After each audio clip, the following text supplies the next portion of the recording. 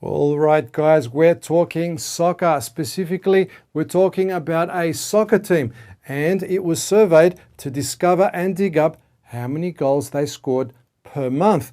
And the data was taken and it was represented up here as a box and whisker plot.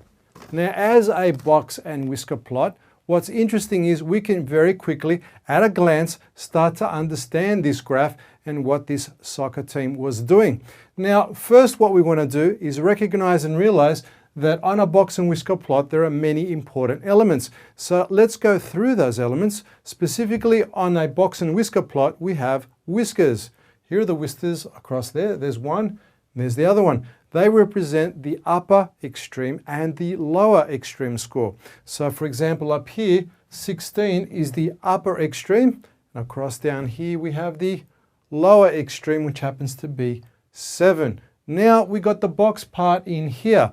Now inside, you'll notice there's a line that represents the Q2 or the median, the middle or central score right across there. And it looks like it's a 12. Now, around this box, on the two edges, we have the upper quartile in this corner right here along this line.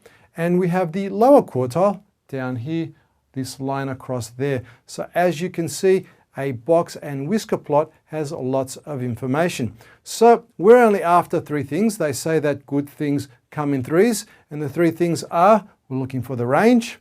Then we're going to get the interquartile range. And then finally, we're going to get the median central score, which is kind of easy. I kind of alluded to it already. So let's begin with the first part here, which is the range. Now, we all know the range is the higher score minus the lower score. And when we're looking at a box and whisker plot, it's called the upper extreme minus the lower extreme. So let me just write that up for you now. So the upper extreme is 16. So let's go here for the range. 16 minus the lower extreme right here on the whisker, which appears to be 7. Okay, so 16 minus 7 gives us a grand total of 9. So that's the range.